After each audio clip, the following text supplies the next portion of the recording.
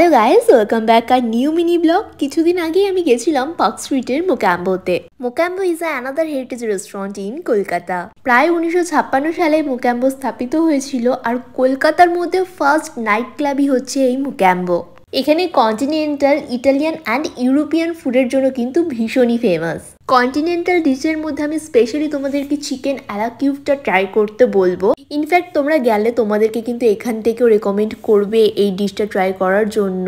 Chicken অ্যালা কিউবটা রয়েছে পুরো deep golden ফ্রাইতে, আর দেখো কাট করার সাথে সাথে পুরো বাটারে প্লেটে ছড়িয়ে পড়েছে। আমি তো কিছুক্ষণ বসে বসে ভাবছিলাম যে এই ডিশটা কিভাবে বানিয়েছে, পুরোটাই মিস্টেরিয়াস। এই প্ল্যাটারের মধ্যে রয়েছে green pieces, carrot, macaroni pasta, potato mash and fried potato. ফার্স্টে আমি বাটার মাখিয়ে ম্যাকারনি পাস্তা দিয়ে জাস্ট ওয়ান বাইট নিয়েছি। ওরে ভাই, পুরো বাটারি চিজি একটা আইটেম, আমার জাস্ট মাইন্ড ব্লোয়িং লেগেছে।